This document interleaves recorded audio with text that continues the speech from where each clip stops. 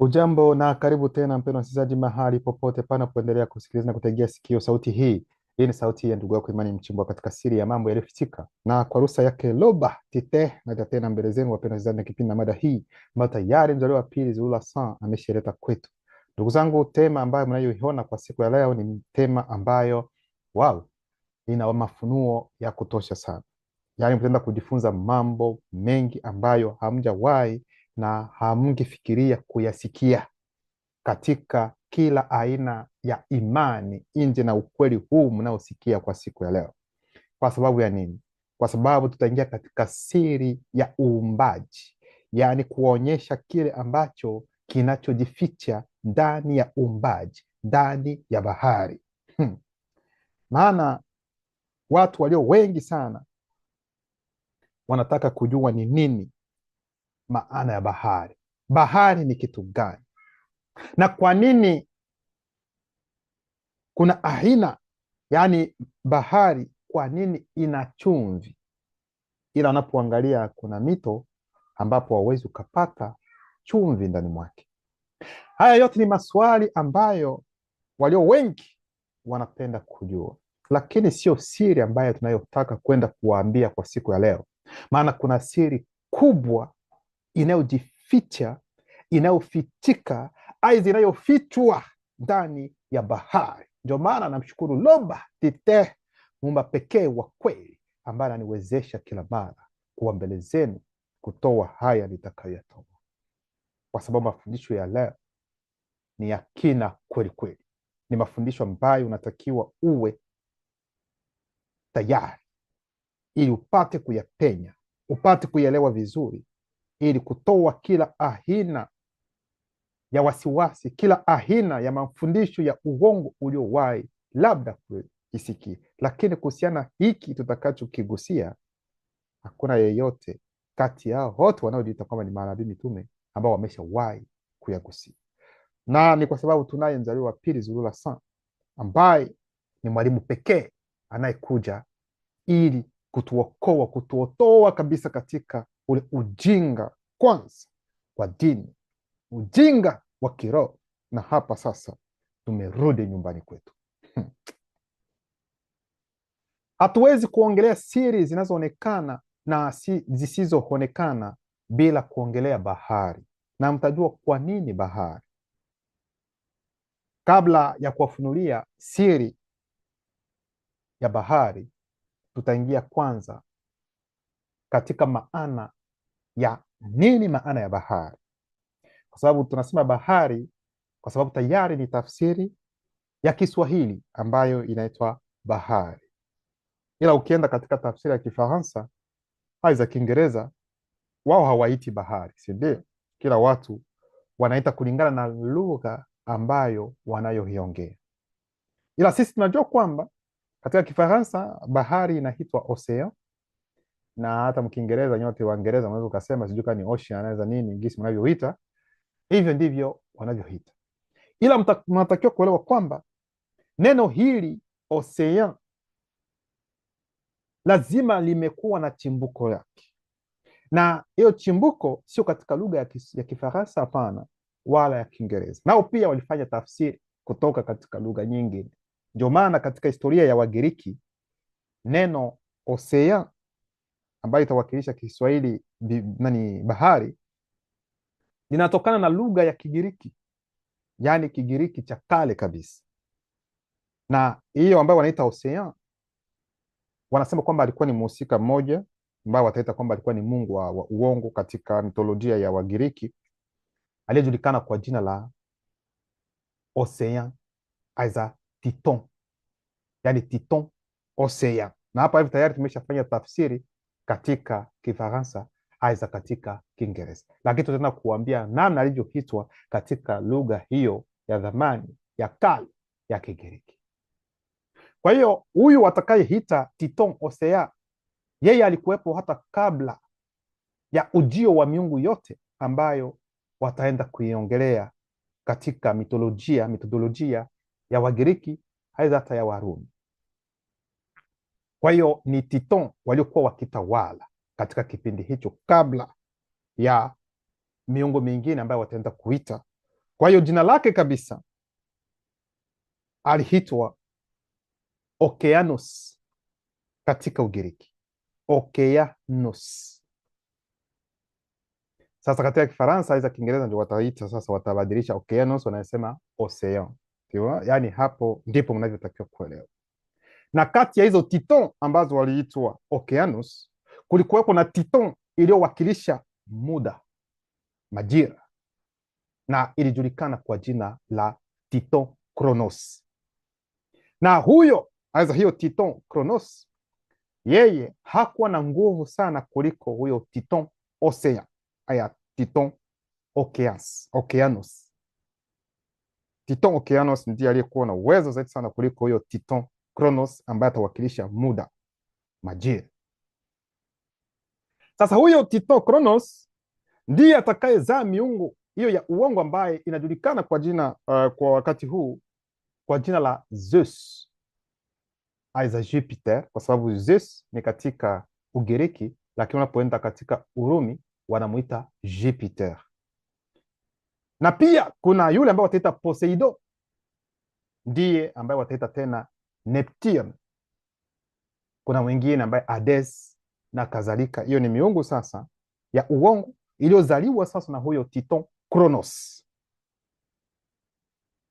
Tulikuwa tu tunapenda kuelezea ni wapi jina hilo ocean ambayo watatafsiri katika Kiswahili sasa kwa jina, kwa namna ya bahari limetokea. Sijui kama naelewa ndugu zangu. Hivi ndivyo mnavyotakiwa kuelewa chimbuko ya mambo.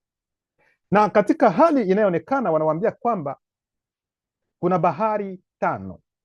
Ndivyo wanavyosema kwamba kuna bahari 5 kubwa, kwa sababu kuna bahari 5 ambazo ni kubwa na kuna bahari zingine ambazo ni ndogo, ambazo mkifaransa wanaita mer, kama vile Mediterania.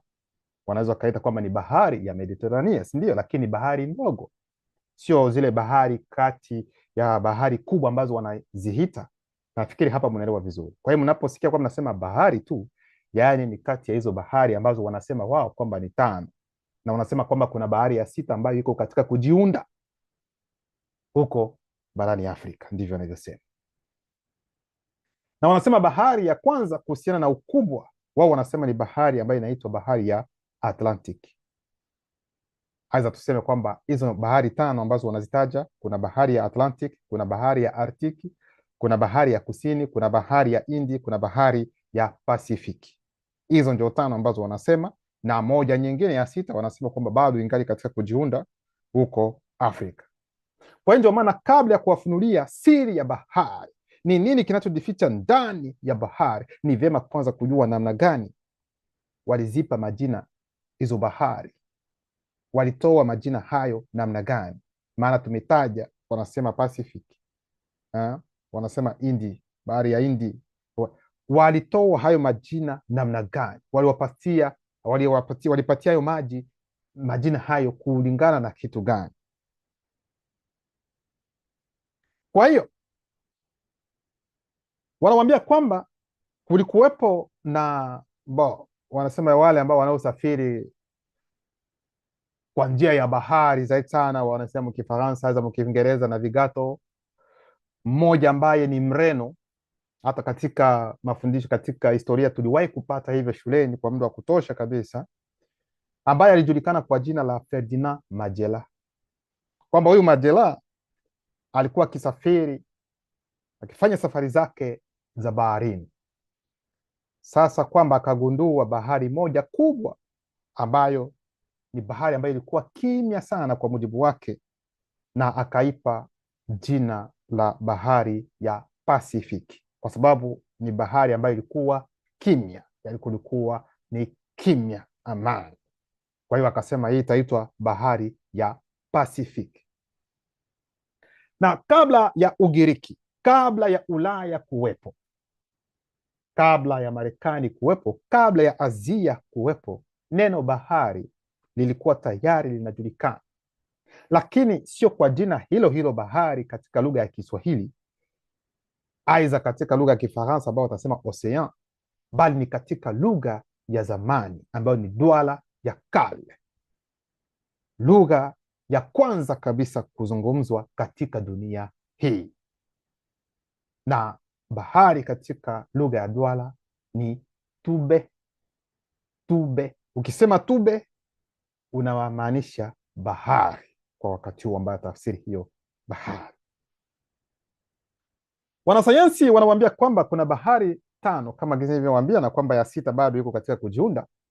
Lakini nitakachowambia ni kwamba, ndugu zangu, hakuna bahari 5 na hakuna kwamba kutakuwa bahari ya 6, bali kuna bahari moja tu, na hii ni siri ya ndani ambayo mnaanza sasa kuelezwa kile ambacho kipo. Wao wataita kwamba kuna bahari ya ulimwengu. Sasa kwa nini wanaigawa katika bahari 5? Kwa nini? Na hiki ndicho mtakachoelewa, ndivyo ilivyokuwa hata kwa Mnyele ambao wataita Afrika, kwa sababu ndio bara pekee, bara kipenzi, ni bara moja tu katika dunia hii. Lakini kwa wakati huu mtasikia kwamba wanasema kulikuwa mgawanyiko wa mabara. Ndio maana nasema wakati wanapozungumza kwamba kulikuwa mgawanyiko wa mabara, hawajakuwa na ufahamu wa nini wanachokizungumza, kwa sababu wanaposema mgawanyiko wa mabara na maanisha kwamba mabara yanajigawanya. Sasa ikiwa mabara yameshajigawanya, namna gani tena inaweza kuwa mgawanyiko wa mabara?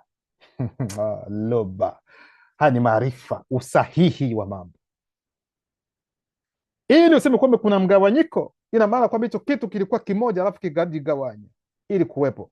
Ikiwa watatuambia kwamba labda kulikuwepo kwenye uumbaji, mwanzo uumbaji labda kulikuwa bara 3, 4, alafu sasa zikajigawa tena kukaongezeka zingine, hilo linaweza likaleta mantiki, lakini sio kwa namna hiyo. Wao wanasema mgawanyiko wa mabara, lakini sio kweli, ni mgawanyiko wa vipande vya bara, kwa sababu bara lilikuwa na liko moja peke yake. Kwa hiyo wakisema kwamba Ulaya ni bara, kwamba Marekani ni bara, kwamba Asia ni bara, Oceania ni bara, sio kweli. Maana bara ni moja tu, na hilo bara ndio hile ambao wanahita kwa wakati huu kwa jina la Afrika, lakini jina lake halisi ni Mnyele. Sasa haya ambayo nimetaja sio mabara, hapana, bali ni udongo uliotoka kwenye bara kipenzi, bara halisi. Kwa hiyo ni udongo tu kidogo kidogo, lakini ambao labda ni kubwa kidogo, ila bara lenyewe kipenzi ambalo wataita Afrika kwa wakati huu ndio bara ambalo wanavyosema, nasema ndio kubwa kuliko vyote ambavyo wataita kwamba ni bara. Wanaweza wakakusanya vyote waingize, wasi Afrika ni kubwa sana. Kwa hiyo msidanganywe na michoro wanayochora kwenye ramani, huu ni uongo mtupu, ambapo wataonyesha kwamba Afrika sijui itawekwa nafasi ya 3 baada ya Asia alafu wa Marekani, alafu Afrika ndio ya 3 kwamba ni ndogo. Huo ni uongo, kwa sababu wanajua wakifanya hivyo ni namna ya kuwafunga akili tena, ili mjione kwamba nyinyi mko duni na amwezi chochote. Wao wako wakubwa, kwa hiyo wanaweza wakaja na wakanyaga na mnamalizika. Lakini huu ni uongo mtupu. Hatuongelee hilo, lakini tunapenda kuambia kuhusiana pia na bahari. Wanapozungumzia kwamba kuna bahari 5, hapana, hakuna bahari 5, kuna bahari moja pekee yake. Sasa ni kitu gani ambacho kinafanya kwamba leo aidha hii waite kwamba hii ni Pacific, aidha hii ni bahari ya Hindi, aidha hii ni Atlantic, aidha hii ni bahari ya Kusini, aidha hii ni kitu gani ambacho kinafanya wahite namna hii? Kwa hiyo tutakachoongelea za bahari ambayo tutaenda kuongelea, msifikiri kwamba tunaongelea bahari ya Atlantiki, aidha Arktiki, aidha bahari ya Kusini, aidha ya Hindi, aidha bahari ya Pacific. Hapana, tutaenda kuongelea hii bahari ambayo kwa jina halisi ni Tube, bahari ya kwanza. Na naposema bahari ya kwanza, na ndio ya kwanza na tena ndio ya mwisho, lakini katika uelewa wa watu wao tayari wameshaingia katika mafundisho hayo kwamba kuna bahari 5 na nyingine ya 6 ambayo kwamba wanasema iko njiani inajiunda ili pate kutokea. Tutaenda kuzungumzia Tube ambayo ni bahari halisi ya kwanza. tuseme, mwelewe katika huu usemi ili mupate kuelewa vizuri. Ndio maana tutaenda kugusia bahari katika vipimo vitatu. Tutaenda kuzungumzia bahari katika vipimo vyake hivi vitatu. Ina maana kwamba kuna kipimo kinachoonekana ambacho mtu anaweza akaona, lakini bado hajaweza kuchunguza, kwa sababu kuna hali inayoonekana bahari hiyo ambayo mnaweza mkaona bahari fulani ambayo mnahita, watu wasifikiri kwamba tayari wameshachunguza kila kitu ambacho kipo ambacho kinapatikana katika bahari. Hilo haliwezekani na hamjagundua chochote. Maana mzaliwa wa pili anatuambia kwamba kwa wote ambao wameshafanya uchunguzi katika bahari kwamba na hivi hawajagundua hata kwenye 3% hawajafika kuona mambo ambayo yamo ndani ya bahari. Ni kama vile dunia, wengine wanasema kwamba nimetembea dunia mzima, fulani alitembea dunia mzima. Wewe unaweza ukatembea dunia mzima namna gani? Ikiwa ulitembea dunia nzima, utuambie mwisho wa dunia kulikuwa nini? Kuna nguzo, kuna nini? Kuna maji, kuna kitu gani ambacho kiko mwisho, ili useme kwamba hivi niko kwenye ukuta kabisa wa dunia kabisa. Nani ambaye ameshafanya hivyo? Nani ameshafika? Ndio maana Mleja anatuambia kwamba kuna hata viumbe vingine katika hali inayoonekana ambavyo mkiona mnaweza mkafikiri kwamba labda ni demons. Vipo, lakini watu wanatamani, wanaanza kuongelea, mimi napenda kwenda kuona mambo ya kiroho. Haya duniani kwanza bado hamujayaona yote, lakini mnatamani sasa mwanze kuona, sijui Mungu wenu amekuja amewatembelea, Yesu mmemuona. Na wakati kuna mambo mengine ambayo ni mengi sana ambayo hamujayaona yako katika dunia hii, na sio kwamba yanajificha kwamba labda ni katika ulimwengu wa kiroho. Na ni viumbe ambavyo vina miili, vina nyama, lakini vipo, ila wengine watu hawajaona. Mnaona ndugu zangu? Kwa hiyo hicho ni kipimo cha kwanza ambacho tutaongelea, lakini pia tutagusia kipimo cha pili kinachoonekana, kisichoonekana cha bahari, yaani kuhusiana na roho sasa, na kipimo kingine cha tatu pia tutaongelea kuhusiana na kipimo cha nafsi kuhusiana na bahari. Haya yote mnatakiwa kuyaelewa ndugu zangu. Kwa hiyo kabla ya kuingia katika kipengele cha kwanza kuhusiana na bahari, mnatakiwa kuelewa kwamba ndugu zangu, kulingana na majina wanayotoa ya bahari, mfano bahari ya Hindi, wanaita hiyo ni bahari ya Hindi kwa sababu kwamba hiyo bahari iko karibu na nini? Na India, si ndio? Ndivyo wanavyofanya. Na bahari upande wa Afrika kwa mfano, mwelewe kwamba ile ambayo iko katika upande wa Afrika, maji ambayo yamo ya bahari hiyo, mfano mara yanaweza yakawa mazito kweli kweli kuliko maji ya bahari ambayo unaweza ukaita bahari ya Hindi. Huenda yanaweza kawa na chumvi sana kuliko hata maji ambayo ni, kwa tuseme kwa mfano, chumvi iliyo ndani ya bahari ya Pasifiki. Hivyo muelewe hivi. Na kweli hizo ambazo wanaita kwamba ni bahari, maji yao kweli yanakutana pamoja. Sikilizeni kwa makini. Maji yanakutana pamoja, ambapo unaweza kusema hii ni bahari ya Atlantic, ya bahari ya nani ya India, ya bahari hivi. Maji yao yanakutana pamoja, lakini hayachangani. Yaani maji yanakutana lakini hayachangani. Yaani yanabaki kama vile gisi unaweza ukaweka mafuta na maji, yaani yanagusana lakini hayachangani. Hivi ndivyo mnavyotakiwa kuelewa. Sasa watu watajiuliza, imani kama ni hivyo, kwa nini usiseme kwamba kuna bahari 5? Ikiwa maji hayachangani, ina maana kwamba tayari kuna dhana kwamba kuna bahari nyingi kuliko hiyo moja ambayo unayoisema. Hapana, mtaenda kuelewa ni namna gani. Ila mjue kwamba viumbe ambavyo vimo katika bahari moja, tuseme kwa mfano bahari ya Hindi na bahari ya Atlantic, kwa mfano viumbe ambavyo vimo au wanyama wa baharini, aidha tuseme samaki, wanaweza katoka humu na wanaingia katika maji mengine ambazo tunasema bahari nyingine, watu wapate kuelewa. Wanatoka katika bahari hii na vinaingia katika bahari nyingine. Hapo hakuna tatizo, lakini maji yenyewe hayachangani. Na sio kila kiumbe ambacho kinaweza katoka katika bahari moja, kwa mujibu wanavyosema, na kuingia katika bahari nyingine. Hivyo sijui kama unaelewa, kwa sababu kila kiumbe pia ambacho kinapatikana, sio kila kiumbe ambacho kina uwezo wa kuvumilia labda chumvi, aidha hali ya ule uweza wa bahari hiyo. Ndio maana sio viumbe vyote ambavyo vinaweza vikapishana, lakini maji yenyewe haichangani hata kidogo. Sasa kwa hiyo ndio maana nikasema kwamba watu watajiuliza kwamba imani ina maana kwamba yani tunaweza tukasema kwamba kuna zana ya bahari ya bahari nyingi. Hapana, hayo tunaweza tukaiona pia hata katika hali hii inayoonekana namna gani. Tunajua kwamba katika nchi zetu za Afrika wasi mwenyele kuna joto sana, na kipindi cha baridi huku katika majira ya Ulaya, Marekani, Asia, Oceania, kuna mfano utakuta kuna baridi kweli kweli katika wakati wa mfumo wa baridi tuseme.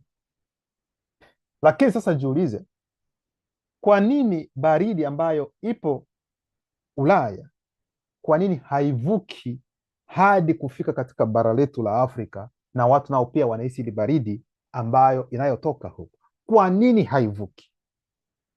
Hizi ndio swali ambazo mnaweza mkajiuliza, na ni swali nzuri sana ili kuelewa hata kuhusiana na hili swala la bahari,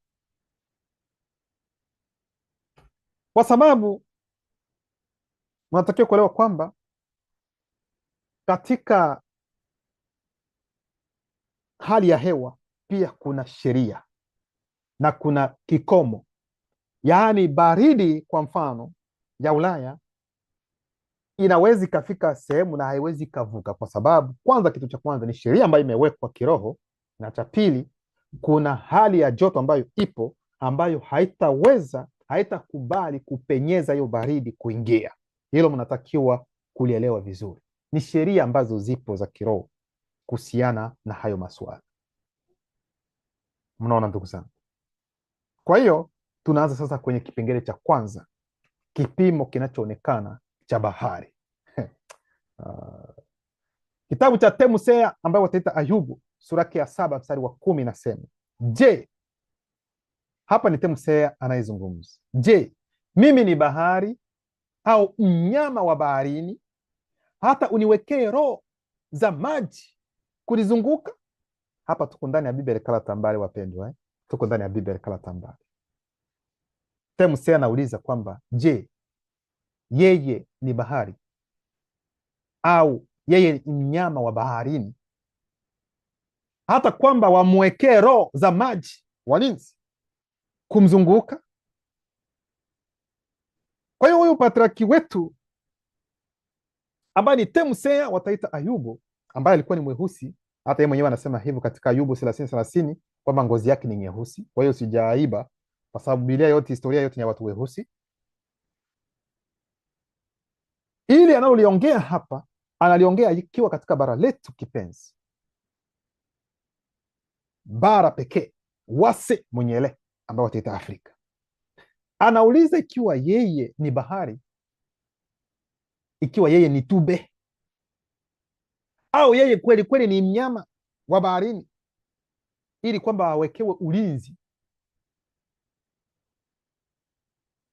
za roho wa maji ili wapate kumzunguka kwa kumlinda. Katika swali hili ambalo anajiuliza, katika swali hizi ambazo Temusea anauliza, kuna siri kubwa, na katika hiyo siri kuna majibu tena. Maana katika bahari wanataka kuambia na wanawaeleza kwamba kuna walinzi. Narudilia kusoma hili andiko. Je, mimi ni bahari au mnyama wa baharini, hata uniwekee roho za maji kunizunguka? Ina maana kwamba kuna roho zinazoizunguka bahari, wanaolinda bahari, aidha anayelinda bahari, maana nategemea na nani ndio tunazungumzia. Au ikiwa kuna wanyama wa baharini wanawekewa ulinzi pia, yaani kuna ulinzi ambao upo juu yao. Sasa hao wanyama ni akina nani? Kwa hiyo ndio maana katika swali ambazo anauliza Temusea, moja kwa moja tunapata majibu, kwa sababu ni swali za akili sana. Kwa hiyo kuna roho, kuna viumbe vinavyolinda bahari, vinavyozunguka bahari. Kwa nini vinalinda bahari? Tutaenda kuongelea viumbe hivyo hapo baadaye, mtaenda kuelewa vizuri. Ndio maana katika kitabu cha Mienge ambayo teta Zaburi sura ya 135 mstari wa 6 nasema, kila kitu ambacho loba huzihirisha, kuna mkato, yeye huzihirisha kupitia roho za agizo kuu la vitu katika vipimo kadhaa, katika mbingu zinazoonekana na zisizoonekana, na duniani, katika bahari ndogo ambao wataleta kwa mfano bahari ya Mediterania ndio ndogo nikasema, na katika mashimo yote. Kwa hiyo wanamwambia hapa kwamba hata katika bahari kuna vipimo mbalimbali, ndani ya bahari kuna vipimo mbalimbali. Ndio maana wale watafiti wanaofanya utafiti ndani ya bahari wameshatambua kwamba kwelikweli kuna tabaka mbalimbali katika bahari. Kuna sehemu ambazo wanaweza wakaenda na zingine hawawezi wakafika. Hapa majuzi za miaka kadhaa za sio mbali sana, kuna sijui ni nani, watu wanamjua, alijitahidi wakatengeneza chombo ili waingie tena ndani ya bahari ili waende kuchunguza, kuangalia mambo kadhaa ndani ya bahari. Hadi muda huu hawakurudi, wamepotea humo humo.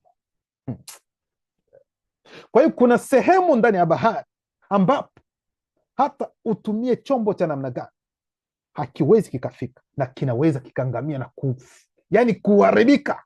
Yani kuna sehemu ndani ya bahari ambapo mtu hawezi na hatakiwi hata kufikiria kwamba labda anaweza akaingia ndani ya bahari.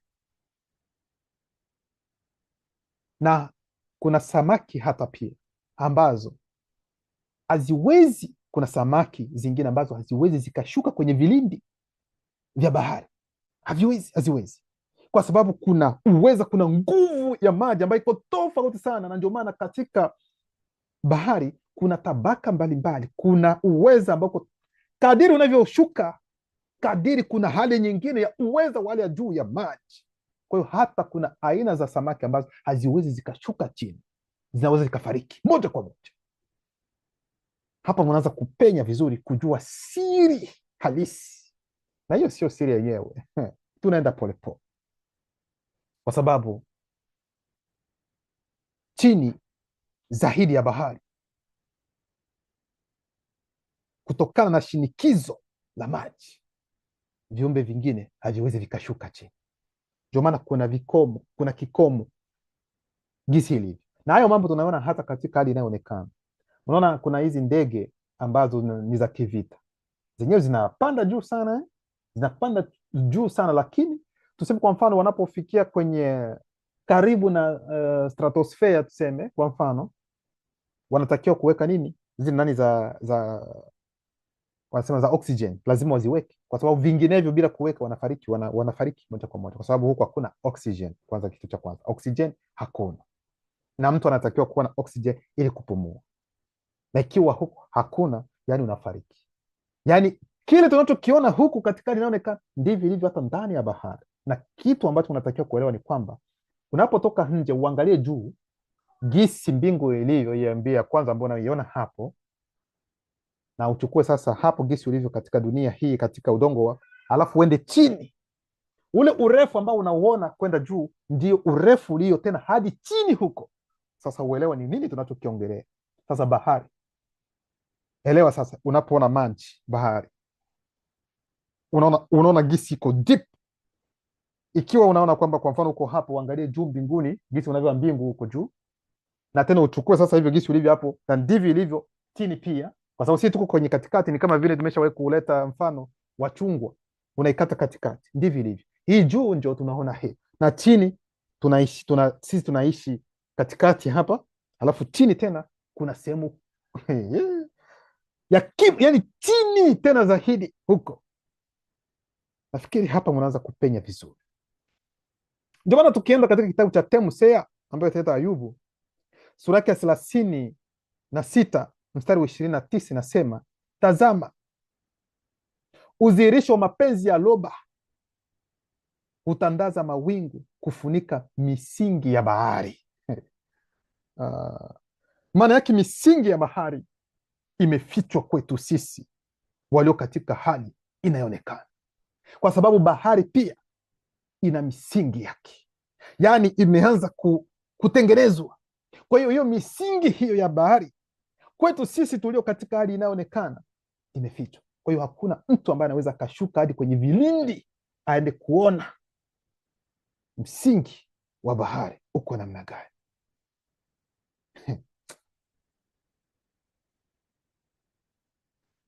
Na ndio maana unatakiwa kuelewa pia kwamba hiyo misingi ya bahari ipo katika hali tatu: kiroho, kinafsi na kimwili.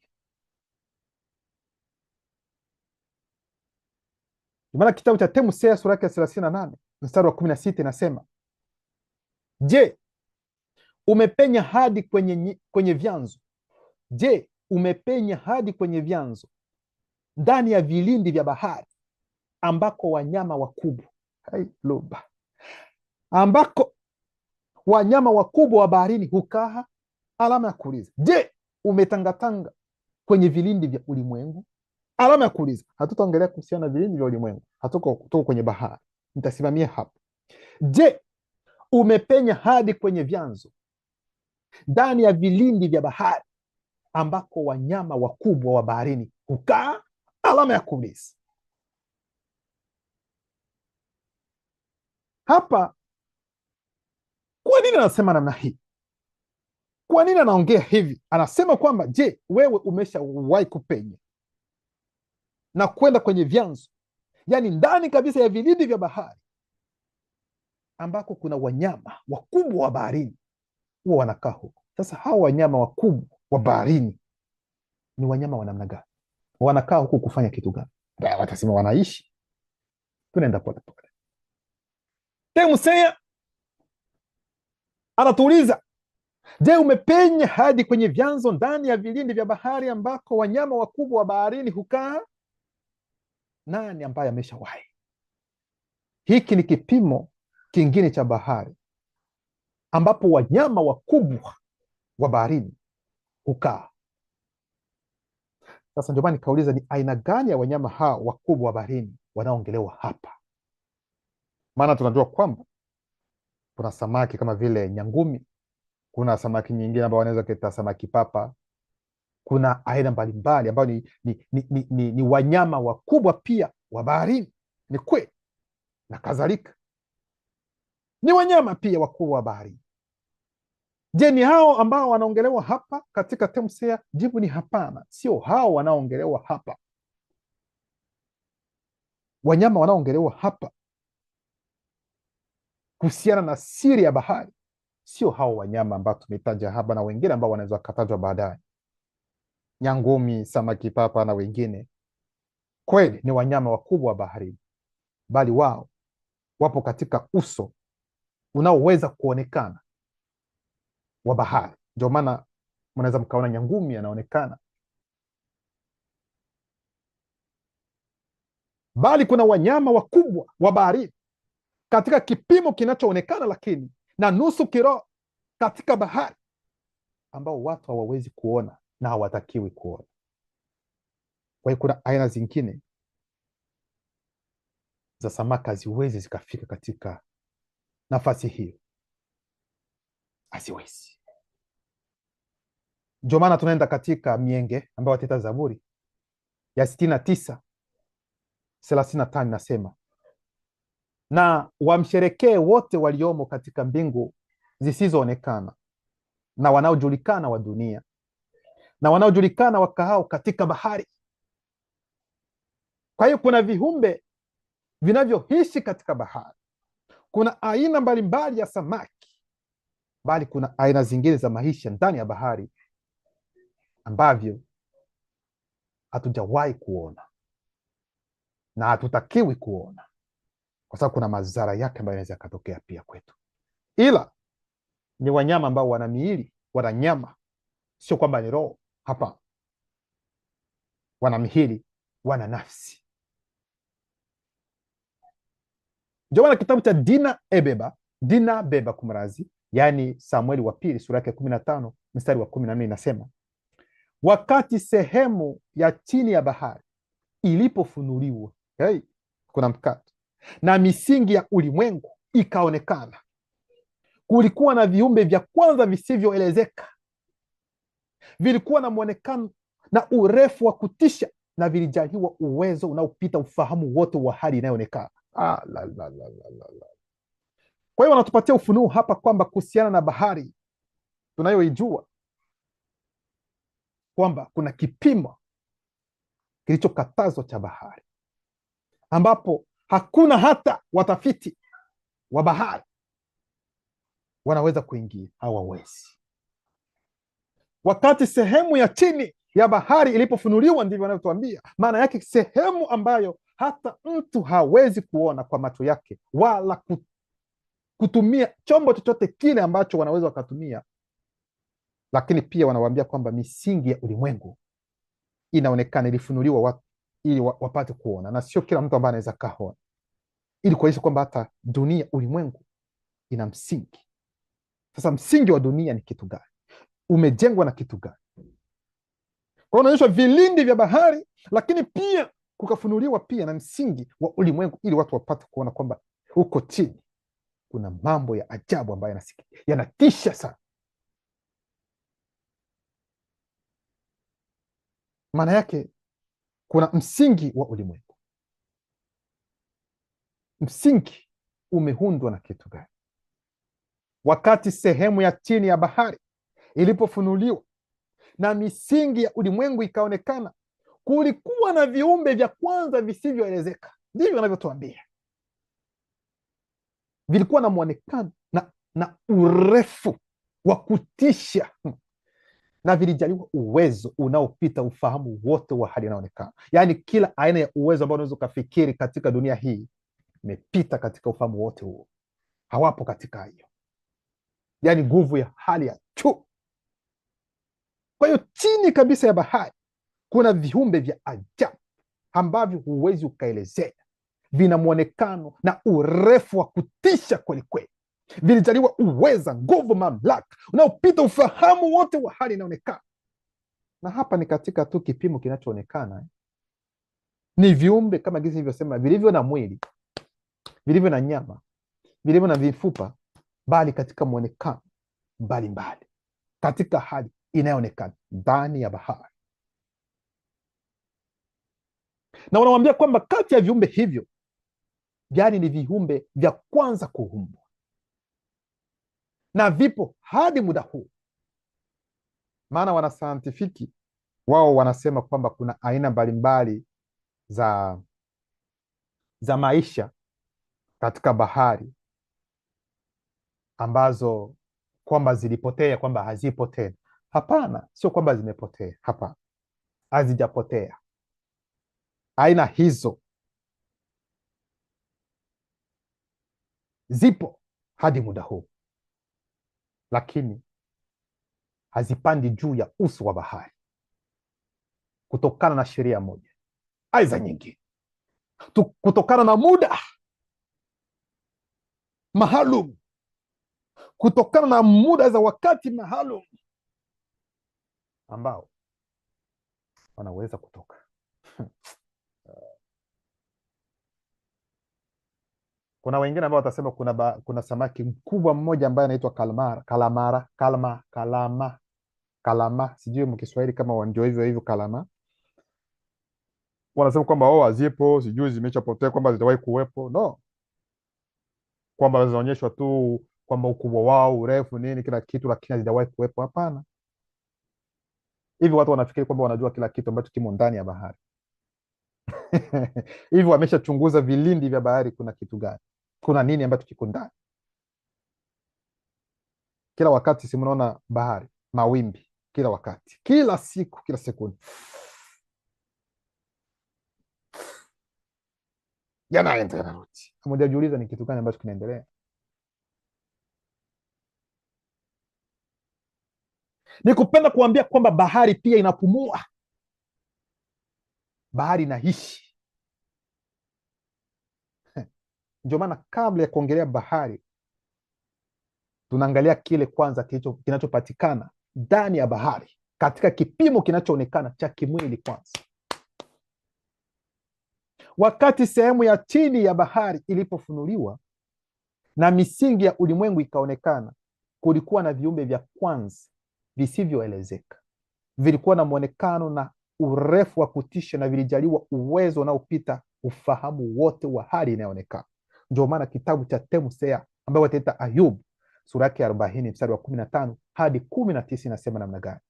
Huyu hapa Sangwangungwa Ngando ambayo wataita Behemoth, Sangwangungwa Ngando, mwenye nguvu zaidi na mwenye kuogofya, na vile vile mwenye hekima zaidi kati ya ngungwa ngando, yani dragon, ambaye udhihirisho wa mapenzi ya Tete ulimpa uhai, kama vile yeye alivyokuruhusu uweze kupata uhai. Anakula nyasi kama ng'ombe. Tunaingia ndani kwanza, yaani wanamwambia kwamba kuna mnyama wa kwanza kuumbwa katika hali inayoonekana. Mnyama wa kwanza kuumbwa katika hali inayoonekana anajulikana kwa jina la Sangwangungwa Ngando. Sangwangungwa Ngando naye anapatikana wapi? Ndani ya bahari. Huyu mnyama wakati walipoumbwa, yeye ndio alikuwa wa kwanza kuumbwa. Mtu hajaja, mwili wake haujaumbwa. Wanyama wengine wote, ndege nini, hakuna. Kwanza ni hao kwanza, yeye na jike wake walikuwepo. Wao ndio walikuwa wa kwanza kuumbwa, lakini ni mwanaume kwanza, halafu wa kike naye pia jike likaumbwa, na hilo jike nalo pia tutaligusia. Kwa hiyo Sangwangungwa Ngando wanakuambia kwamba ni mnyama mwenye nguvu za ajabu, anaogofya na vile vile mwenye hekima zaidi kati ya ngungwa ngando, kwa sababu ikiwa tunasema yeye ni Sangwangungwa Ngando, ukisema kwa mfano ngando maana yake ni mamba, ukisema ngungwa ngando yeye ni dragoni, na ukisema Sangwangungwa Ngando yeye unasema baba wa madragoni. Aloba, hivi ndivyo mnavyotakiwa kuelewa. Lakini anakula nyasi kama ng'ombe. So watu watauliza, anakula nyasi namna gani na yuko ndani ya bahari? Ndio maana nauliza, wewe mmeshajua kila kitu ambacho kiko chini aidha ndani ya bahari? Yule ambaye anakuambia kwamba hakuna nyasi ni nani? Aidha hakuna ni nani? Alama ya kuuliza. Na huyu ndiye waliyechukua huyu Sangwangungwa Ngando, watachukua historia yake, watabadilisha, ambao wataita sasa huyo Titon, ambao mnaita Titon Ocean. Watatengeneza filamu ambayo inaitwa Godzilla, ni kuhusiana na huyu mnyama wa kwanza. Mnyama huyu ndani ya Biblia za kisasa watambadilisha. Katika kitabu cha Ayubu wataita kwamba ni kiboko, wengine ni mamba. Ndio wanaelezea mamba ya namna gani. Muangalie maelezo hata ndani ya Biblia gisi wanavyoelezea huyo, na wanasema kwamba yeye ni kiboko aidha ni mamba. Maelezo yenyewe hayaendani hata kidogo, kwa sababu hawapenyi hata kidogo. Maarifa hayo watajiuliza, huyu ni mnyama wa namna gani? Na ndio maana wengine watafikiri kwamba labda huyu mnyama kwamba ni demon. Unaona? No, sio demon. Kwamba anatumikishwa na shetani. No, hatumikishwi na shetani. Ni mnyama ambaye aliumbwa na hakuanguka. Tangu ahumbwe hakuanguka. Mtu alianguka, yeye hakuanguka. Sasa swali ambalo lipo, kwa nini hakunyakuliwa? Kwa sababu tunajua kwamba kuna ndege walionyakuliwa aina ya Phoenix, Benoni Musangiseti. Wow, hiyo aina ya wanyama ya ndege walinyakuliwa kwa sababu dhambi haikuwa na nguvu zidi yao, walinyakuliwa. Sasa kwa nini yeye ambaye ni Sangwangungwa Ngando na mwenzake hawakutenda dhambi, hawakuanguka? Kwa nini hawakupaa? Kwa nini hawakunyakuliwa? Wengine labda watafikiri ndani ya fikira zao kwamba labda walikuwa wazito sana, labda ndio maana hawezi wakapaa. No, acheni kwanza mambo ya kitoto, tunaingia tuko katika uhalisia, mtajua kwa nini hawakupaa na kwa nini wapo. Na muda huu ambao naongea wapo katika hali inaonekana ndani ya bahari. Bahari gani? Alama ya kuuliza. Tunaenda polepole. Na kwa nini wapo? Huyu hapa, uwezo wake umo viunoni mwake, na nguvu zake katika misuli ya tumbo lake. Mkia wake una nguvu kama shina la mbuyu. Mapaja yake yamefungwa pamoja na kanu zenye nguvu. Mifupa yake ni migumu kuliko mirija ya shaba. Yeye ndiye kiumbe wa kwanza kabisa wa nusu roho, nusu astrali na nusu kimwili, aliyeumbwa kwa uzirisho wa mapenzi ya Tete katika hali inayoonekana. Ni kazi bora ya wanyama wote wa kimwili. Amejaliwa kuwa na nguvu zinazopita silaha ya uharibifu, kuna mabano, silaha ya nyuklia. Ni mnyama ambaye ana mwili, ana nyama, ana mifupa, tumeeleza, lakini kila aina ya bomu ya nyuklia ambayo mko nayo katika dunia hii haiwezi kumwangamiza. Na ana mwili, ana nyama, ana uweza wa hali ya juu ambao hauwezi hata kufikiria. Kwa hiyo hichi ni kiumbe cha kwanza kuumbwa katika hali inayoonekana. Hadi muda huu kinapatikana katika bahari, na sio katika ulimwengu wa kiroho, ulimwengu wa kimwili, maana wana miili. Sasa ni sehemu gani ya bahari anapatikana? Maana wanamwambia kwamba bahari ya kwanza kwamba ni Pacific, sijui, alafu bahari ya pili ambayo kwa ukubwa kwamba ni Atlantic, kisha sijui bahari ya Hindi na kadhalika. Ndivyo anavyowaambia. Sasa anapatikana katika bahari gani kati ya hizo ambazo nyinyi mnataja kwamba ni bahari? Ni bahari. Lakini kitu ambacho hawaelewi, ndio nikasema kwamba hawajaelewa, kwa sababu bahari ni moja tu, bali kiumbe hiki cha kwanza kabisa kuumbwa ni mnyama mkubwa sana wa baharini, yupo chini ya vilindi vya bahari. Kwa nini atakaa ndani ya bahari na si nje katika nchi kavu? Mfano, kwa nini ndani ya bahari?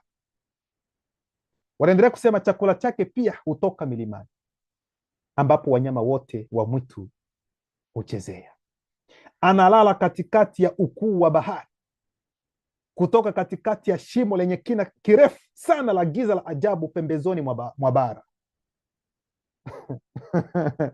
Kwa hiyo kiumbe hicho cha kwanza kuumbwa kati ya viumbe vya hali inayoonekana, bado tunacho katika hali hii inayoonekana, kinapatikana katikati ya ukuu wa bahari.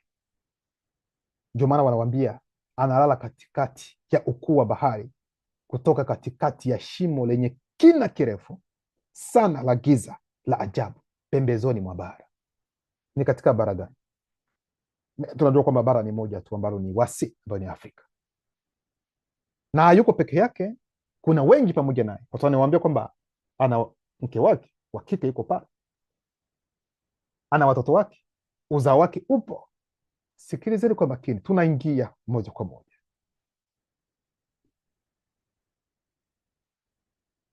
Sasa swali ambalo tunajiuliza ni kwamba kwa nini kiumbe hiki cha kwanza kuumbwa, kilicho katika nusu kiroho, nusu astrali, nusu kimwili? Kwa sababu mwelewa kwamba yeye aliumbwa katika ulimwengu wa nafsi, si ndio? Na ana nafsi, ana roho, ana mwili, lakini hajaanguka, ila yani nafsi yake ikaingia ndani, mwili ukachukua. Ndio maana yuko katika hali inayoonekana, ila ana uwezo wa kuona ulimwengu wa kiroho. Unaelewa?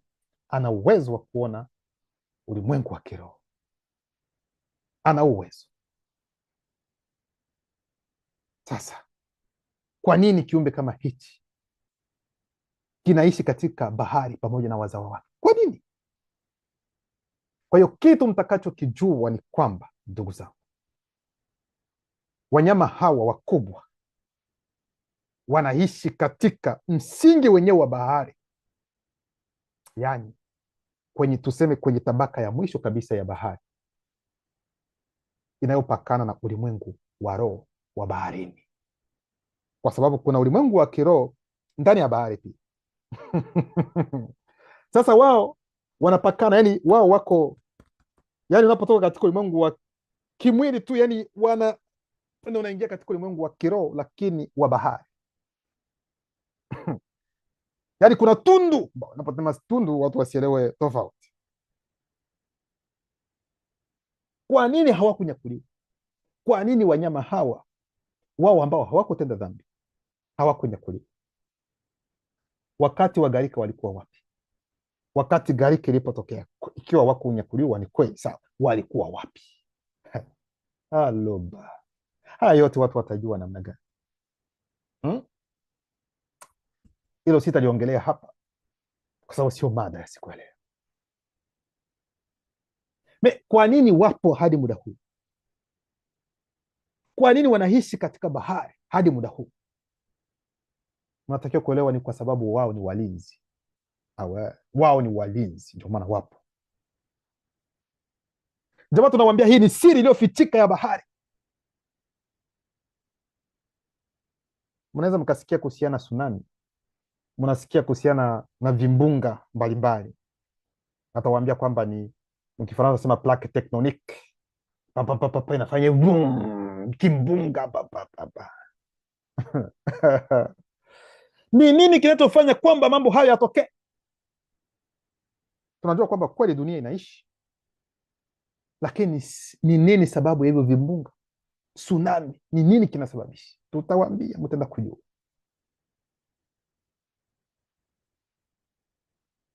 Lengo ni nini hasa? Kwamba hao wanyama wawili na zaidi na wazao wao na wengine wawe katika bahari, lakini tena watu hawawezi kuwaona, ingawa wana mihiri ya kimwili pia, lakini hatuwezi kuwaona na hatutakiwi kuwaona. Ni kwa nini? Mnaelewa kwamba ni walinzi. Sasa wanalinda kitu gani? Alama ya kuuliza. Tunaingia kwenye siri iliyofichika ya bahari. Mnatakiwa kuelewa kwamba wanalinda kitu kimoja kisipate kutoka katika bahari. Wanalinda aina nyingine ya maisha isipate kutoka katika bahari, maana ikitokea kwamba hiyo aina ya maisha inatoka katika bahari, tayari hapo kutoweka kwa jamii ya wanadamu duniani inatimia, inaisha, watu wanaishi. Ndio maana kitabu cha Mienge sura yake ya 100 sura yake ya 104 mstari wa 3 nasema, katika vilindi vya maji ya bahari ameweka siri iliyofichika. Katika vilindi vya maji ya bahari ameweka siri iliyofichika. Mawingu ya ajabu yanatumika kama gari kwa siri za njia mbili. Sheria ya asili husonga mbele kwenye mabawa ya roho inayosimamia siku. Maana yake ni kitu gani? Tungali tu kwenye kipimo cha kwanza cha bahari, yaani kuna aina mbalimbali ya viumbe vimo humo katika lengo ambalo ni nzuri sana kwa ajili yetu. Sikilizeni kwa makini, ambayo ni kulinda. Wako pale kwa ajili ya kulinda watu ili viumbe wengine walio humo ndani ya bahari wasiwezi kutoka nje ya bahari na kupanda kwenye uso wa bahari, na ikitokea kwamba hivyo viumbe ambavyo wao wanalinda vipate kutokea nje ya uso wa bahari, tunamalizika, tunaisha. Na ndio maana mtaona kuna filamu ambazo wanaonyesha kuhusiana, kama gezi nilivyosema kuhusiana na Godzilla, wanaonyesha kwamba kuna mnyama fulani ambaye anatoka baharini, anatoka na anaangamiza watu wa dunia yote, na kuna hizo filamu ni historia ya watu weusi wanaijua, wanachukua alafu wanafanya filamu, lakini nyuma yake ni haya mambo ambayo tunawaambia. Sikilizeni kwa makini. Kwa hiyo wamo humo ndani ya bahari kwa lengo ambalo ni nzuri kwetu. Wao wanalinda ili kwamba hivyo viumbe vingine vilivyo humo ndani ya bahari visiweze kutoka na kuangamiza watu wote duniani.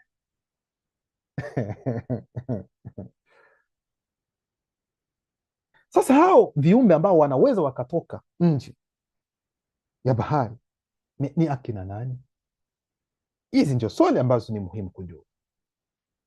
Mnatakiwa kuelewa kwamba ni wanyama pia wengine wa baharini ambao wakati wa anguko asili yao ilibadilika, yaani walikumbwa na dhambi, wao walitenda dhambi, ilibadilika. Na ndio maana asili yao gisi ilivyobadilika, wao wanataka kufanya mabaya kwa wanadamu. Sikilizeni kwa makini sasa, ili kwamba wasipate kufanya hivyo, yaani ndio maana kuna hao wengine wazawa wa au wanyama wawili hawa ndio wanawachunga ili wasipate kutoka. Kwa hiyo kuna vita ambavyo vinafanyika ndani ya bahari kwenye vilindi vya maji, vita vya ajabu ambavyo hamuwezi mkana. Yaani tunaweza tukasema, mwelewe kwamba yaani ni watoto wa hao wanyama wa sangwangungwangandu na yule wa kike aisa wa jike ni ekukutangungwangandu. Walizaa uzao wao, walizaa watoto wao wa kutosha, lakini baadhi kati ya watoto walikumbwa, yani dhambi ilipata mamlaka juu yao. Mnaona sasa, dhambi inayopata mamlaka juu yao, wataanza kuzihirisha hali ambayo si nzuri. Sasa watoto wengine wao ambao hawakuanguka, wao ndio sasa wanalinda ili kwamba hao ndugu zao walio hasi na aina zingine za wanyama ambao ni wanyama wakubwa wa baharini nje na huu uzao wa sangwangungwangando na ekukutangungwangando wasipate kutoka, kwa sababu haja yao ni kutoka na kuingia katika dunia na kuangamiza. Hilo ndio lengo. Sijui kama mnaelewa hili.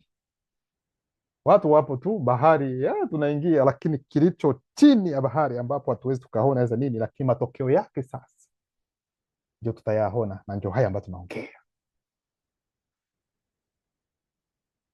Kwa hiyo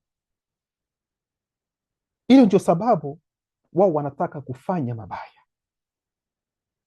ila hao wanyama sio kwamba ni demon, no. Ingawa tunajua kweli ndani kuna demon, tutafika kwenye hicho kipimo, lakini hawa ni wanyama ambao dhambi imewaelemea, yani wametawaliwa na dhambi. Unaelewa? Ndio hao sasa ni wanyama wakubwa wa bahari, ni watoto wa sangwangungwanga na wanyama wengine ambao waliumbwa katika kipindi hicho, walio hasi. Wao ni kama vile leo hapa duniani watu wengine wamepagawa. Sasa wakati wanapopagawa watu, si wanafanya mambo mabaya? Mnaelewa? Hivi ndivyo ilivyo hata ndani ya ulimwengu wa maji, ndani ya bahari. Hili ndio jambo ambalo linaendelea. Kwa ikiwa demon anaweza kampagaa hata mnyama wa baharini, atafanya kwamba atoke ili apate kuangamiza watu, kwa sababu demons hazina mihiri ya kimwili, zitapenda kutumia hao wanyama ambao bado wana mihiri ili kuangamize dunia, waangamize watu, kama gisi ilivyo hapa. Wakati huu mtu amepagawa na watu, anaenda kuuisha wengine, anaingia katika nchi, anaangamiza watu wengine, wanafariki kwa sababu wamepagawa tayari. Hicho ndio kitu ambacho kimo hata ndani ya bahari, lakini sasa wao hawawezi kufanya hivyo kwa sababu kuna walinzi ambao wako pale ambao wanawalinda kwamba wasifanye hivyo, wasitoke. Ndio maana nikasema kuna vita vya kutisha sana chini ya bahari. Halafu baada, yani matokeo sasa ya hivyo vita ambavyo vinatokea ndani ya bahari, chini ya vilindi vya bahari, matokeo yake sasa, ndio maana mtaona kuna tsunami zinatokea. Hamjui ni nini kinachosababisha tsunami? Kunapokuwa tsunami, vimbunga, mnafikiri ni kitu gani? Yani ni vita vinavyotendeka huko chini ya bahari, kwenye vilindi vya bahari, na kutokana na mawimbi ya mstuko ya nguvu zao, ya nishati inainuka kwenye uso wa bahari, halafu tunaona boom, kimbunga, miji inabebwa, nyumba zina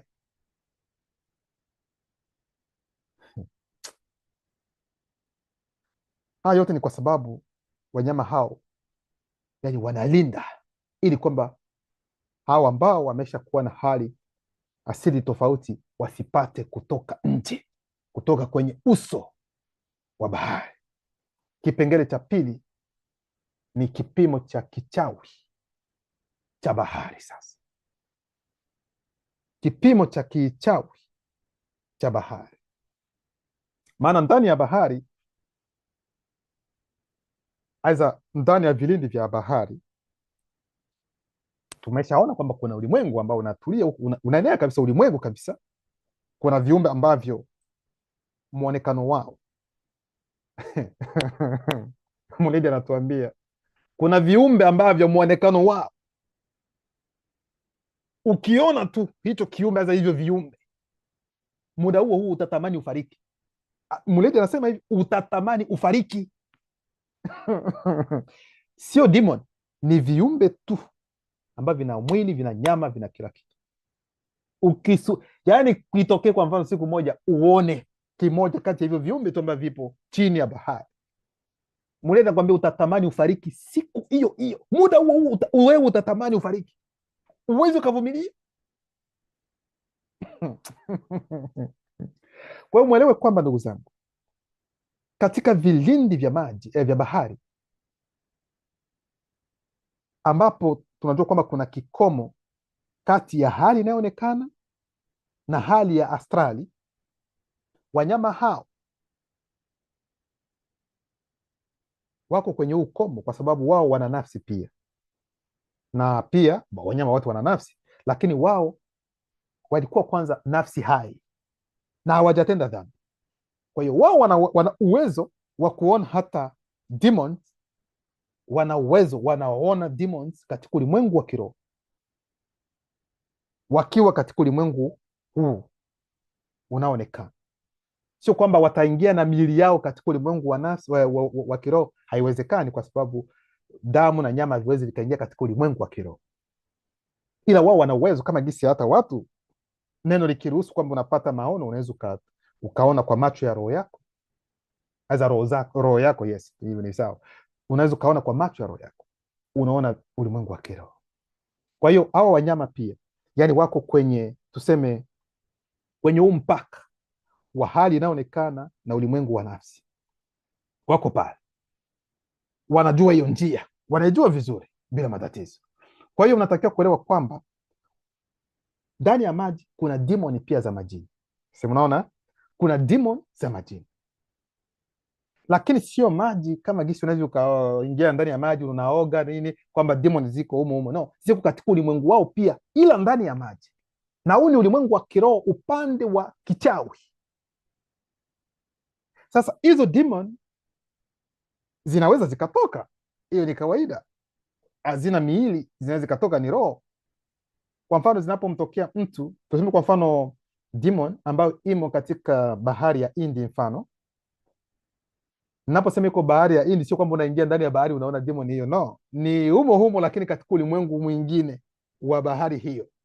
Tuseme kwa mfano inapomtokea mtu ambaye ni Mhindu, tuseme no, alio atachukua hiyo demon, itachukua muonekano tu wa huko. Ikiwa atatoka kwenye bahari ya Atlantic, kwa mfano wase Afrika, itachukua muonekano wa mwanamke, tuseme mwanamke mweusi, ingawa tunajua kwamba hakuna demon ambayo ina umbo la mwanamke mweusi au mwanaume mweusi, lakini kwa ajili ya kupenda kudanganya. Mnaona?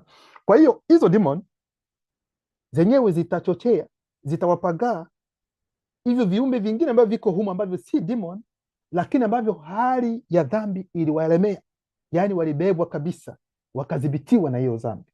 Sasa demon nazo pia zitawapagaa, ili katika lengo la kufanya nini? Watoke. Wanaweza wakaangamiza samaki wengine wenzao, mambo kama hayo. Yaani ni vita, kama kitu tunavyoona katika hali inayoonekana tu, ni ulimwengu mwingine, yaani ni ulimwengu ambao unajaa pia, yaani ulimwengu wa nini? Ulimwengu wa ndani ya bahari. Kuna ulimwengu unaotisha pia. Kwa hiyo natakiwa kuelewa kwamba hizo demoni ambazo ziko ndani ya maji, ila sio maji haya ambayo watu wanaweza wakayaona tu kwa macho ya kinyama, hapana, ya nyama, hapana. Hao wanyama wawili ambao nimetaja, Sangwa Ngungwa Ngando na Ikukuta Ngungwa Ngando, hawa hawana haja ya kupambana, kwa sababu hawana adui katika viumbe vya kimwili. Wao hawana adui yoyote. Wao wako hapo katika shughuli nyingine, hawana haja, kwa sababu hakuna yeyote yule ambaye aliye na nyama na nini ambaye anaweza akawatisha. Waliumbwa sio kwamba wawe na woga wa kitu chochote, na hakuna uweza wote yule katika hali inayoonekana unaweza utaanza kitu gani? Utaanza namna gani? Alafu naambiwa kwamba hata demons zinapowaona zinaogopa. Kwa hiyo wanaozuia au wengine ambao hali ilibadilika ni wengine, watoto wao tu ndio wanafanya hiyo shughuli. Wao hawana haja ya kufanya hivyo, kwa sababu hawana mpinzani, hawana chochote cha kupigana kuhusiana na hiyo. Wao wana mambo mengine.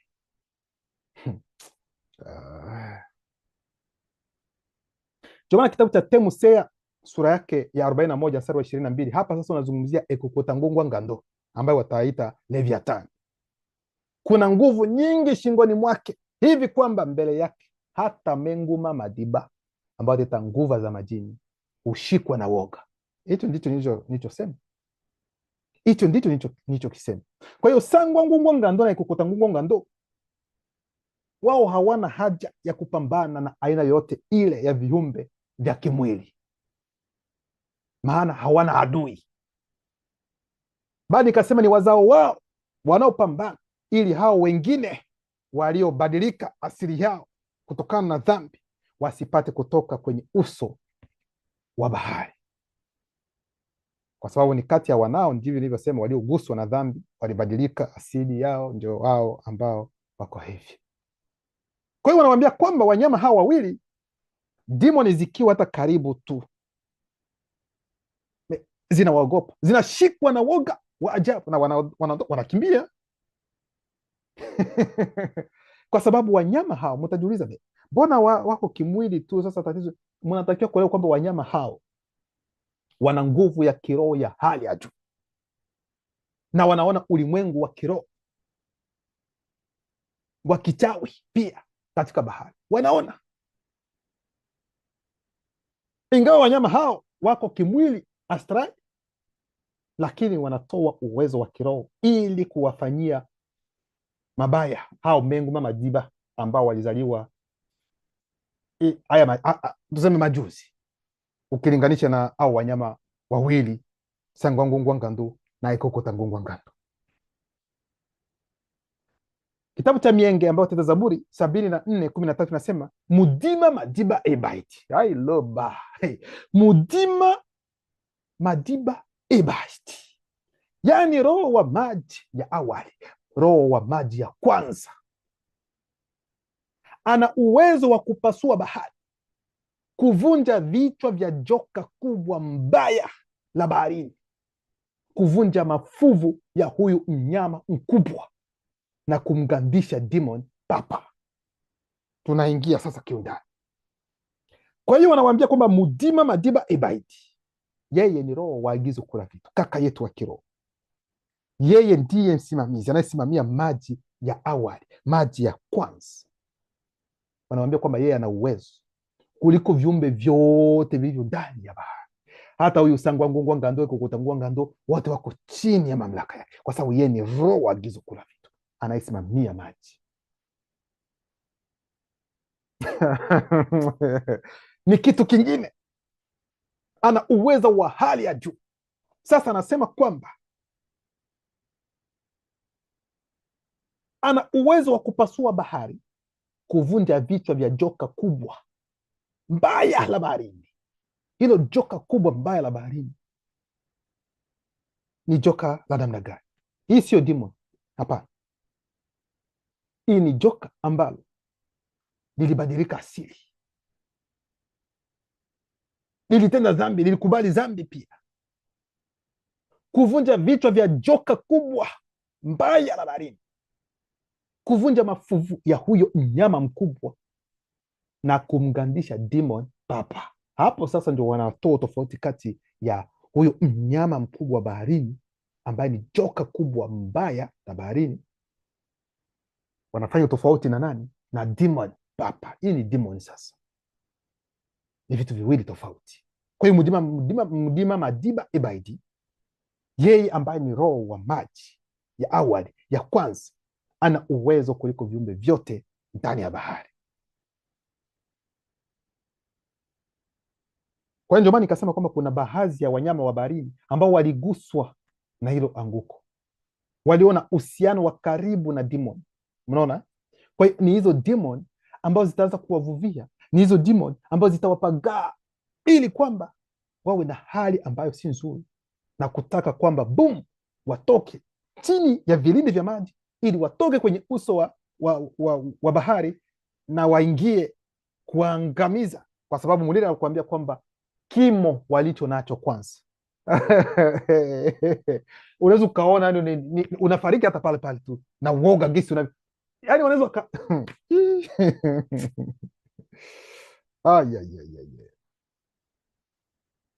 ndivyo ilivyo hata hapa duniani. Watu ambao wamepagawa na wanafanya mambo ambayo ni ya kichawi, ndivyo ilivyo hata katika bahari, katika ulimwengu wa bahari ni hivyo hivyo.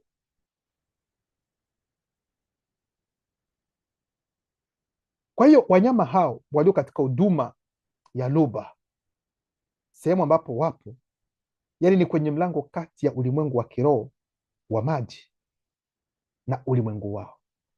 Unaona, haijamaanisha kwamba kimwili kwamba Behemoth na Leviathan kwamba wataingia katika ulimwengu wa kiroho. Hapana, ili nikasema hapana.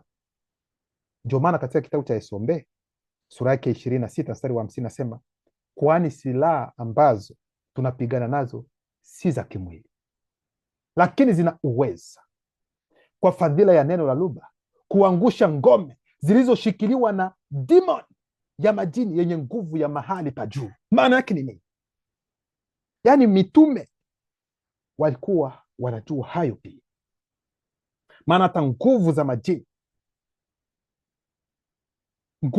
ndio nasema nazo pia ni wanyama wa bahari, lakini sio bahari za maji unayogusa kwa mikono yako ya kimwili.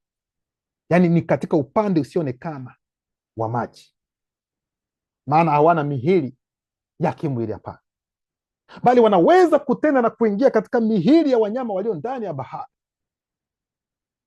ili kwamba wanyama hao baadaye wapate kutoka nje, wapate kutoka kwenye uso wa bahari na kufanya maafa makubwa katika ulimwengu huu. Ndio maana kitabu cha Pebotedi ambao atasema Mwanzo sura ya 16 mstari wa 12 nasema, Mutatedi alimwambia Sango, lazima ujue hili, sehemu kubwa ya wazao wako itakaa katika uvuli wa bonde la mauti, litaingia katika utumwa mkubwa chini ya ushawishi wa mnyama mkubwa wa ajabu wa bahari wa kiroho, ambaye ana nguvu kubwa katika ulimwengu wa kichawi. Mnaona? Yaani ni demon hiyo ya kwanza kuwepo. Yaani demon ya kwanza kuwepo ni demon ya baharini ambayo ni Ngungwa Ngandola Lemba, ndivyo inavyoitwa. Na demon ya pili ambayo ni ya kike inaitwa Digongodiba, ana nywele za kama vile nywele za nyoka.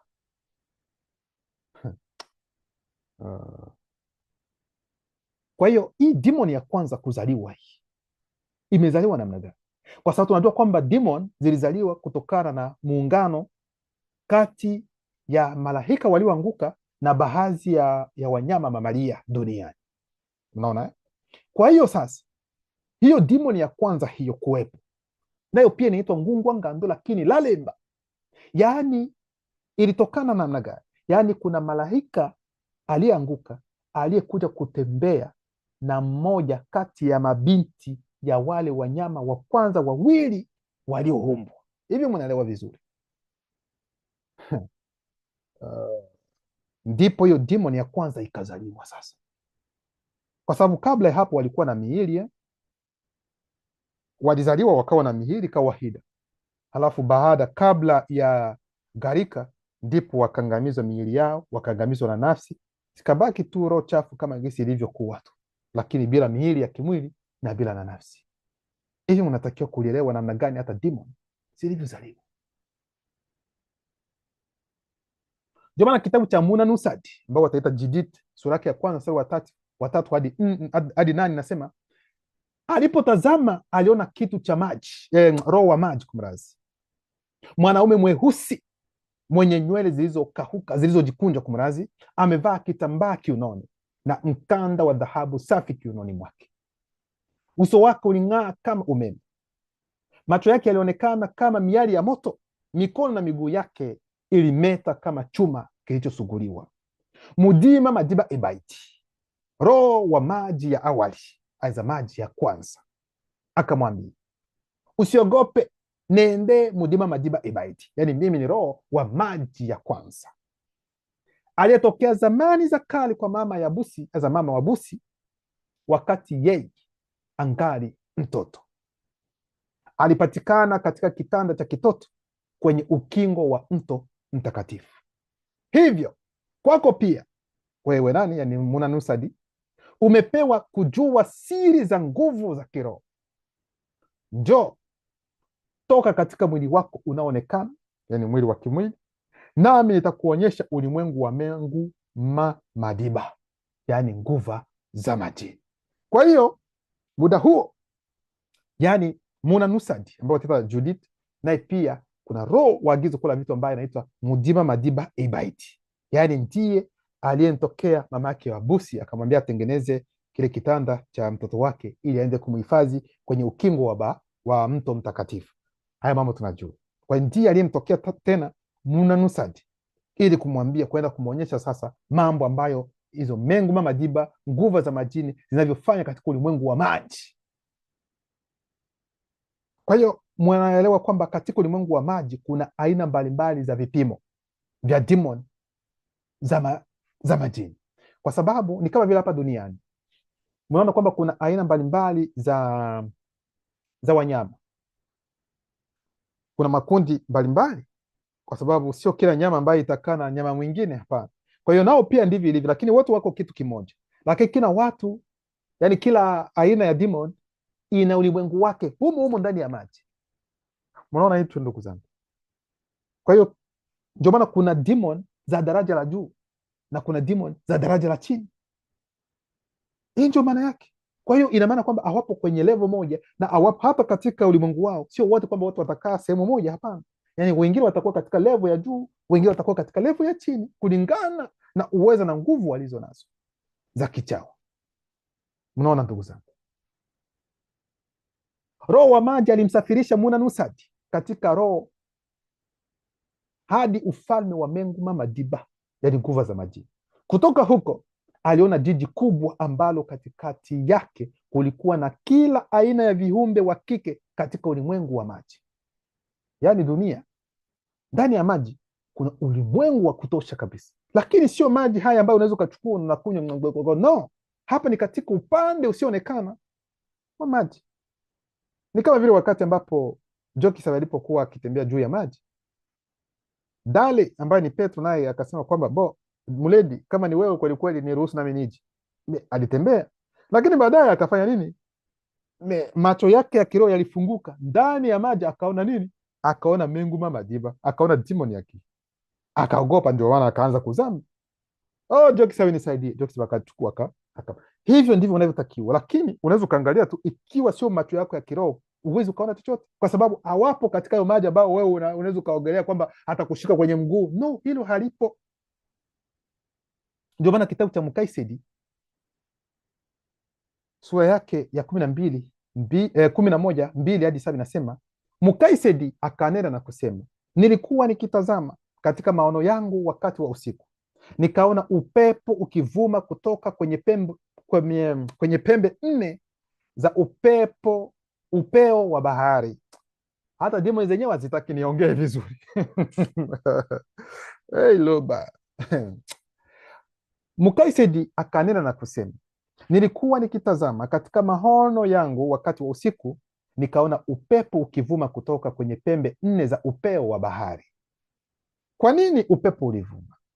Kwa nini kuna mawimbi mfano asubuhi hadi usiku? Kila wakati ni kila siku. Kwa nini kuna mawimbi? Wengine wanasema kwamba yani kwa sababu ya upepo ndio unafanya kwamba mawimbi yanakuja yanarudi ya bahari. No, sio hivyo. Sio hilo tu. maana dunia inapumua pia, dunia inapumua. Kwa hiyo Mkaisedi aliona demoni 4 mseto zikitoka katika maji, na wanaposema maji sio maji ya kimwili, bali ni kiroho, ni katika macho ya kiroho ndio tunaweza ukaona hayo maji. Sasa wenda mtauliza ikiwa kuna maji ya kiroho. Ndio, kuna maji ya kiroho. Kwa nini? Kwa sababu unapokumbuka kuhusiana na historia ya Jokisabe alipokuwa na mwanamke yule anazungumza na mwanamke wa eneo Mndungu ambaye atasema Samaria, mwanamke alisema, Jokisabe alimwambia kwamba hayo maji unayokunywa unaweza ukanywa, lakini ukaona na kiu tena, lakini maji niliyo nayo ninayoweza kukupatia unaweza ukanywa na usipate kiu tena, ili kutuonyesha kwamba katika kiroho pia kuna maji. Na demoni wanyama mseto 4 wabaya zaidi waliinuka kutoka baharini, tofauti mmoja kwa mwingine. Yani wao hapa sasa mtakuta wataongelea sijui kulikuwa ni Wapersi, kulikuwa sijui Wagiriki, sijui kulikuwa ni ufalme wa Kirumi. Na mwache kusumbua watu. Wa kwanza alikuwa kama simba, naye alikuwa na mabawa ya tai. Nilitazama wakati mabawa yake yalikatwa, ikainuliwa juu ya nchi, ikasimamishwa kwa miguu miwili kama mtu, ikapewa moyo wa nyama. Kisha tazama, demoni mnyama mwingine wa pili kama sokwe alisimamishwa upande mmoja, akiwa na mbavu 3 kinywani kati ya meno. Wakamwambia hivi, simama, kula nyama nyingi. Nikatazama tena, natazama mwingine kama chui mwenye mabawa 8 makubwa ya ndege mgongoni mwake. Demoni mnyama alikuwa na vichwa 4, naye akapewa ukuu. Baada ya hayo nikaona katika maono ya usiku, natazama demoni mnyama wa 4 mwenye kuogofya, mwenye kutisha, mwenye nguvu nyingi, alikuwa na meno ya chuma ya kutisha na makucha ya shaba. Alikula, akararua na kukanyaga mabaki chini ya miguu. Alikuwa tofauti na demoni wote wanyama waliomtangulia, na alikuwa na pembe 10. Hicho kilikuwa kipengele cha pili. Tunaingia katika kipengele cha 3 ambacho ni kipimo cha 3 cha bahari. Kitabu cha Bebotedi ambacho ni Mwanzo sura yake ya 1 mstari wa 1 hadi 2 inasema namna gani? Loba kwa uzirisho wa Bepuledi mpuli, yani mapenzi yake, alitangaza kupitia Eyalah, yani neno lake. Aliumba kwenye Bebotedi, kwenye mwanzo wa uhalisia unaonekana, yani kimwili, Madiba Ebaiti. Madiba Ebaiti, yani maji ya kwanza, maji ya awali. Na haya maji haya Mulele anatuambia sio maji kama labda unaweza kanywa, kwamba tuseme kwa mfano kwamba ujaribu kwamba labda unywe, yani hapo ni kama vile wewe wote sijui utageuka kitu gani, yani hautakuwepo, unafariki tuseme. Utafariki moja kwa moja. Madiba Ebadi, maji ya kwanza, kwa kuyapa umbo la maelfu ya maumbo yasiyohesabika ya ngonde, yani duara, ambayo yakawa malimwengu, kwa kuyatenganisha kutoka kwa kila moja kwa viwango. Na pia aliumba globu ya dunia, ikiwa nayo pia umbo la ngonde tegiledi, yani duara mviringo, kwa sababu kuna Biblia inaposema duara mviringo, kwa sababu kuna duara nyingine ambao unaweza kufanya duara lakini sio mviringo, kwa sababu kuna wengine wanaweza kachora hivi ni duara kweli lakini haiko sawa. Kwa hiyo uumbaji wa hali inayoonekana, ndugu zangu, ni maji yaliyokuwa ya kwanza kuumbwa. Ndani ya Biblia za kisasa hawajasema kwamba Mungu aliumba maji, hakuna. Alionekana tu roho zake zikitembea, roho yake ikitembea juu ya maji tu basi, na hayo maji hayana uhusiano wowote na maji tunayokunywa. Kwa hiyo ndugu zangu, ni Loba kupitia udhihirisho wa mapenzi yake, kupitia wasi, aliweka kitu ambacho kinatufanya sisi tunaweza tukanywa maji haya ambayo tunayakunywa kama kawaida. Vinginevyo hatuwezi. Tukaanza namna gani? Masima wasi, yani sayari ya dunia, ilikuwa wingi wa maji ya awali bila maisha ya kimwili, na yalisimamishwa katika ukuu wa ulimwengu unaoonekana. Giza la ajabu lilifunika shimo lenye kina kirefu sana, na udhihirisho wa mapenzi ya Loba kupitia neno lake bado ulitumia talanta yake ya kuzalisha juu ya maji ya awali kutoka nje ya pazia kuu, nje ya ulimwengu. Kwa hivyo roho 7 zenye nguvu za agizo kula vitu zilianza kutembea juu ya maji ya awali kutoka zahidi ya pazia kubwa, kulikuwa na kelele na sauti zisizoweza kuelezewa ambazo haziruhusiwi kwa mtu kujieleza. Kitabu cha Bebotedi sura yake ya kwanza mstari wa 7, udhihirisho wa mapenzi ya Loba ulifanya sehemu inayoonekana ya tufe la angani. Loba aliyafanya kupitia udhihirisho wa mapenzi yake utengano kati ya maji ya awali ambayo yanapaswa kuwa chini ya sehemu inayoonekana ya tufe la angani na maji ambayo yangepaswa kuwa juu ya sehemu inayoonekana ya tufe la angani. Maji yaliyo juu akayafanya kuwa nusu nyepesi, yani mawingu. Kwa hiyo mnapoona dunia hii aiza mbingu, yani ni maji ya awali, yani ni maji kweli kweli. Mawingu ni maji. Pia akafanya sehemu ya maji hayo isionekane, kuna mabano, yani upepo. Hata upepo pia ni maji, lakini katika namna nyingine, katika umbo lingine. Na pia katika umbo la mvuke, yani mvuke tunajua pia ni maji. Kwa hiyo pia akafanya maji ya chini nusu imara ambayo wataitwa tube, yani ndio bahari, kwa sababu maji nayo pia ambayo ni tube ni mazito pia, lakini sio mazito, kwa sababu ndio maana ni nusu imara. Maana unaporuka, unapojitupa ndani ya maji, pum, utahisi kwamba kwelikweli umegusa kitu, unaona, lakini sio kwamba labda unajitupa kwenye jiwe. Hapana, kwa sababu jiwe ni imara kweli kweli, ila haya maji ni nusu imara, ni nusu imara, sio ngumu sana, hapana. Unaona, hivyo ndivyo mnavyotakiwa kuelewa. Kwa hiyo pia akafanya maji ya chini nusu imara, tube, yani bahari yenye hali joto tofauti tofauti, na ndivyo ilivyokuwa. Kwa hiyo ndugu zangu, hii ndiyo siri iliyofichwa ya bahari, kwamba ndani ya bahari kuna viumbe ambavyo vinalinda, vinafanya ulinzi, kwa sababu bila hivyo viumbe, yani viumbe ambavyo asili yao ilibadilika, vinaweza vikatoka nje na kupanda kwenye uso wa bahari na watu duniani wanaangamia. Kwa hiyo kuna viumbe ambavyo hatujawahi kuona na hatutakiwi kuona. Hiyo ni siri ambayo imo ndani, na wale wanyama waliokuwa wa kwanza kuumbwa hawajaanguka na hawakunyakuliwa, wapo hadi muda huu katika hali hii inayoonekana ndani ya bahari. Kwa hiyo kuna ulimwengu wa kutosha sana katika bahari. Haya ndio mambo ambayo yanatendeka. Loba anaendelea kujitukuza.